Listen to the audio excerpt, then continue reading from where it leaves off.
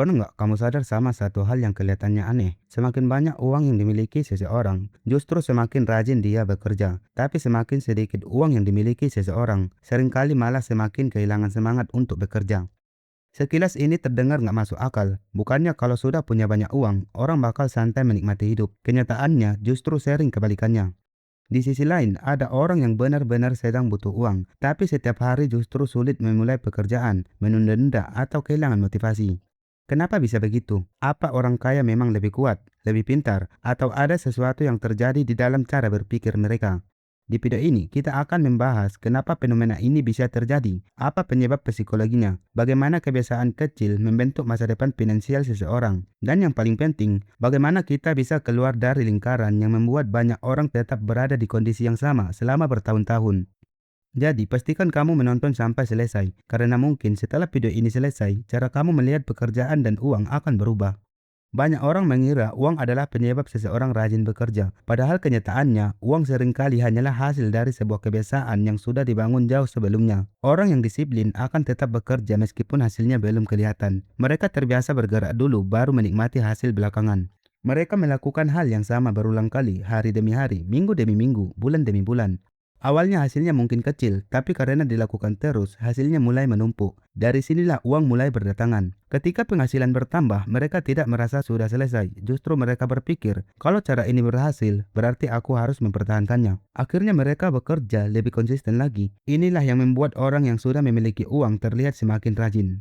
Sekarang kita lihat sisi sebaliknya. Bayangkan seseorang yang sudah berusaha beberapa kali, tetapi hasilnya selalu mengecewakan. Berkali-kali ditolak, berkali-kali gagal, berkali-kali merasa usahanya tidak dihargai. Lama-kelamaan muncul pikiran, percuma saja, mau kerja keras juga hasilnya sama.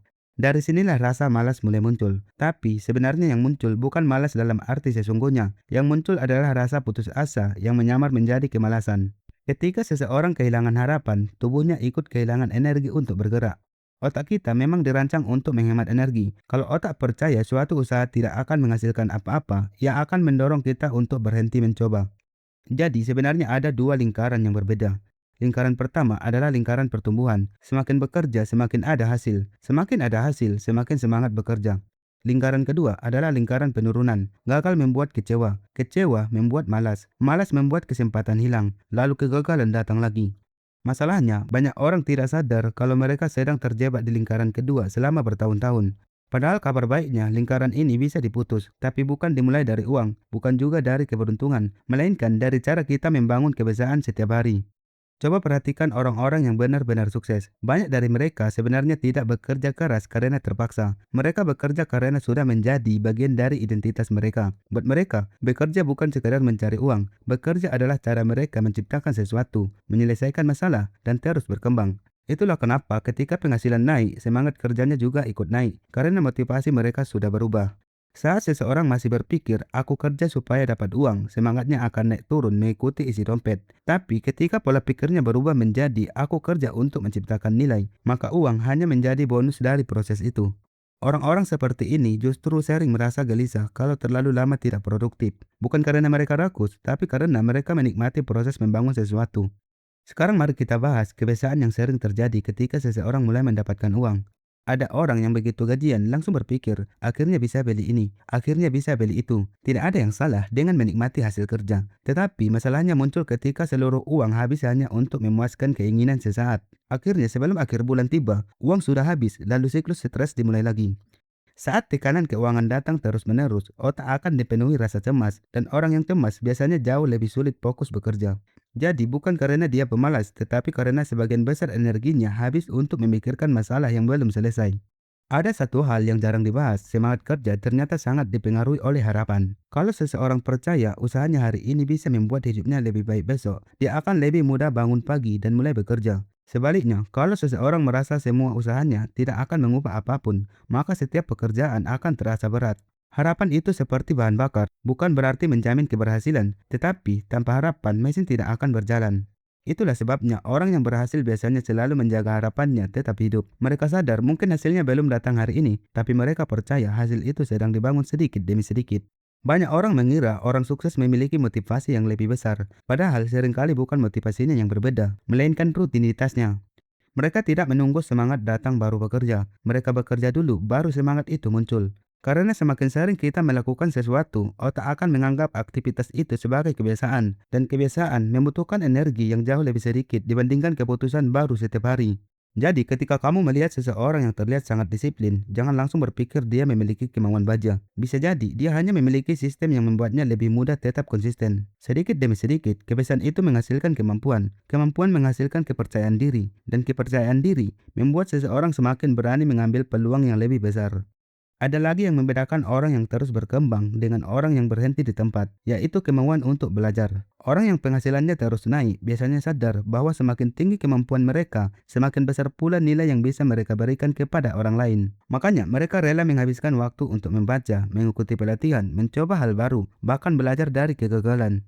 Mereka tidak menganggap belajar sebagai biaya, mereka menganggapnya sebagai investasi yang suatu hari akan memberikan hasil berkali-kali lipat. Dan ketika kemampuan meningkat, rasa percaya diri ikut naik. Akhirnya mereka semakin berani bekerja lebih keras karena tahu kemampuan mereka memang bertambah. Jadi kalau hari ini kamu merasa kehilangan semangat bekerja, jangan langsung menyalahkan dirimu sendiri. Coba tanyakan satu pertanyaan sederhana, apakah aku benar-benar malas atau sebenarnya aku sedang kehilangan harapan? Kadang yang kita butuhkan bukan liburan panjang, bukan motivasi yang heboh, tetapi satu kemenangan kecil yang mengingatkan bahwa usaha kita masih memiliki arti. Selesaikan satu pekerjaan, lalu satu pekerjaan lagi, setelah itu satu lagi. Dari situlah momentum mulai terbentuk. Karena seringkali langkah pertama bukanlah yang paling besar, tetapi yang paling menentukan arah hidup kita ke depan.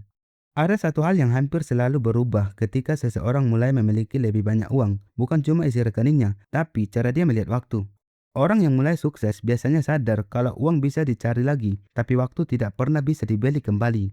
Hari ini kamu kehilangan 1 juta rupiah, mungkin beberapa hari lagi bisa kembali. Tapi kalau kamu kehilangan satu hari itu hilang selamanya. Karena itu, mereka mulai lebih selektif. Mereka memilih kegiatan yang memberikan manfaat jangka panjang dibandingkan kesenangan sesaat. Bukan berarti mereka tidak pernah bersantai, mereka tetap beristirahat. Tetapi mereka tahu kapan waktunya bekerja dan kapan waktunya menikmati hasil kerja.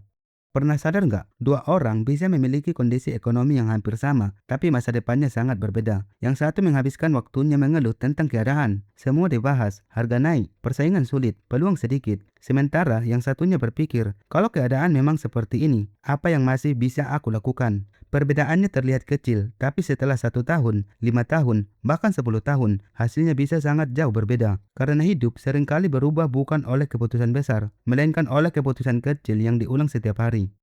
Ada musuh lain yang diam-diam menguras semangat kerja banyak orang. Namanya perbandingan sosial. Setiap hari kita melihat orang lain terlihat lebih sukses, lebih gaya, lebih bahagia. Padahal yang kita lihat hanyalah potongan terbaik dari hidup mereka. Tanpa sadar, kita mulai berkata dalam hati, kenapa hidupku begini-begini saja? Padahal, membandingkan awal perjalanan kita dengan puncak perjalanan orang lain adalah permainan yang tidak mungkin dimenangkan.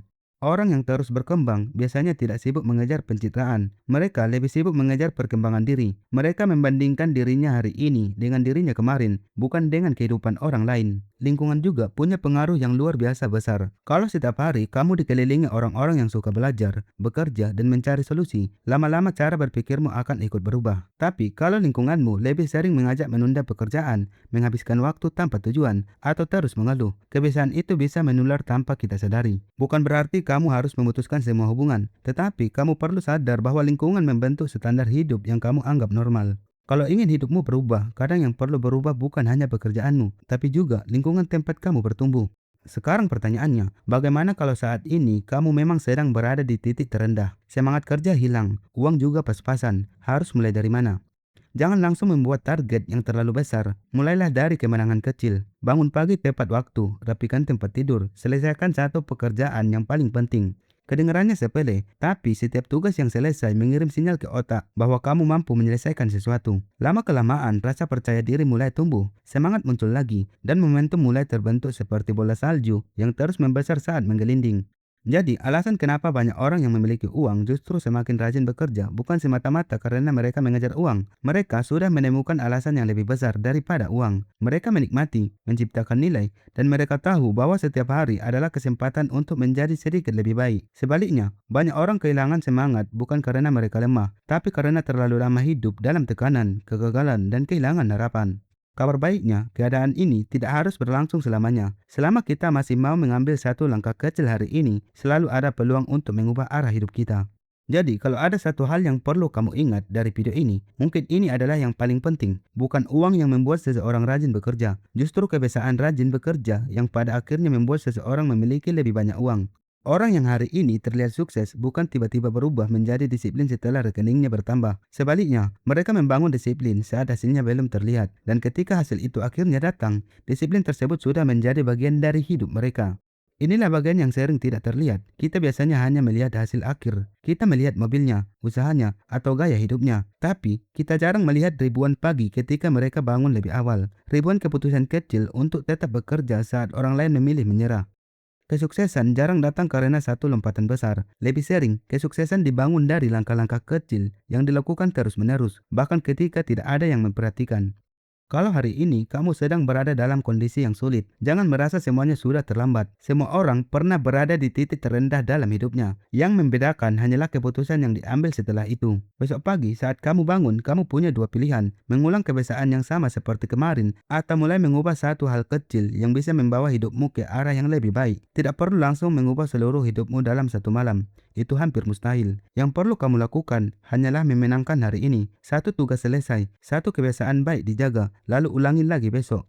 Setelah seminggu, kamu akan melihat perubahan kecil. Setelah beberapa bulan, perubahan itu mulai terasa. Dan setelah beberapa tahun, orang lain mungkin akan menyebutmu beruntung. Padahal mereka tidak melihat proses panjang yang sudah kamu jalani.